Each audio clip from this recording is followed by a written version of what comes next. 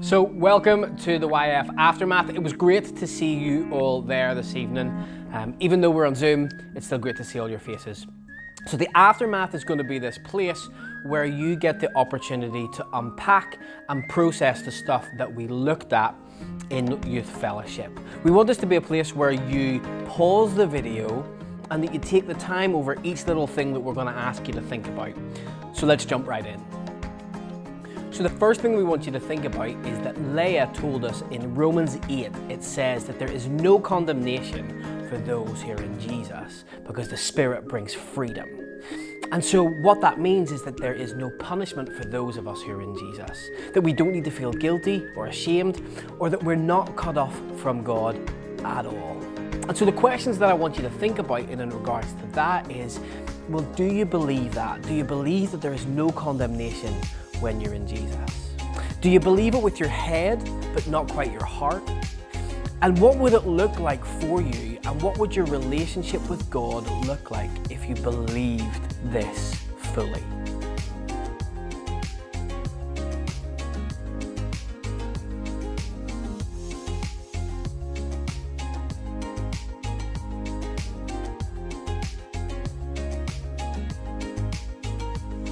So Romans 8:14-16 tells us that when we have the Holy Spirit, it doesn't make us slaves to fear, but actually it makes us and adopts us as God's children, and we can call him Abba Father, which is the most intimate name that we can call God. It's even more close and intimate than dad or daddy.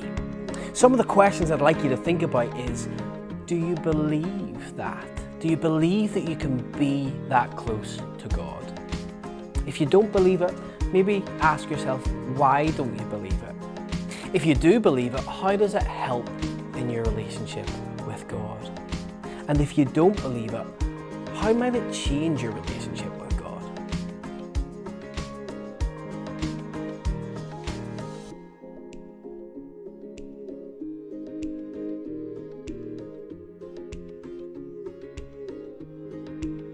So in the video, Leah explained that when we live by the Spirit, we surrender control to God.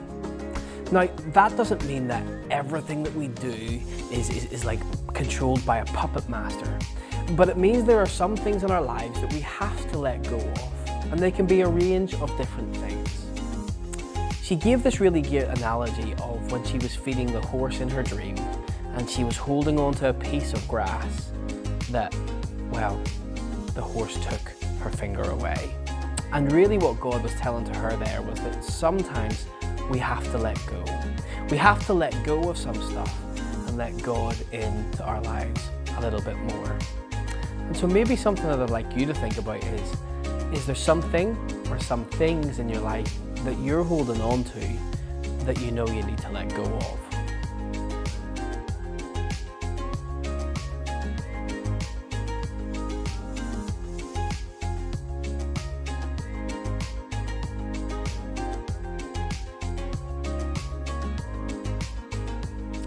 Sometimes when we have this idea of letting something go, we think it'll be really bad for us.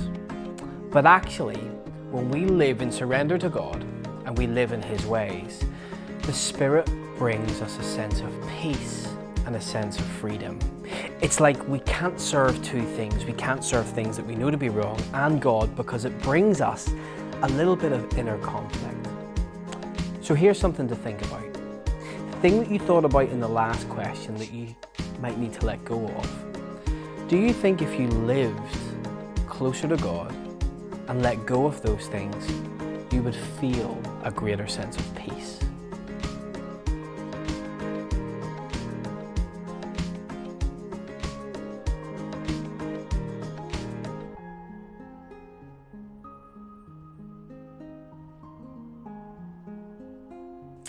If I were to live my life at the gym and do nothing but weights, a product of that would be bigger muscles. As you can see, I spend a lot of time at the gym.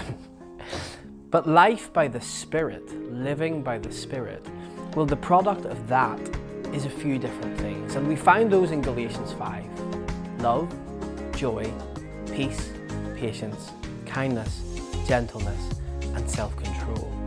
Those are things that happen in our lives when we follow the Spirit, because the Spirit produces those things in our lives. And I think we'd all agree that those are pretty cool things and good things and things that our world needs. Why don't you have a little think about what are some of those things that you'd like to see increase in your life?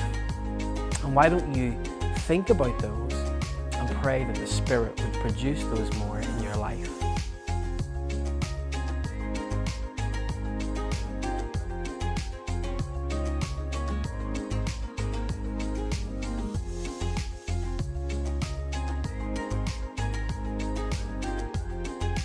So that's us for this week on The Aftermath. We really hope that you found this helpful.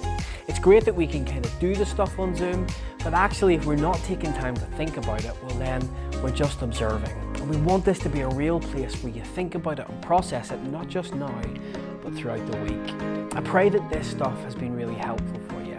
And I pray that you've been challenged, and I pray that you've been encouraged as well. See you next week.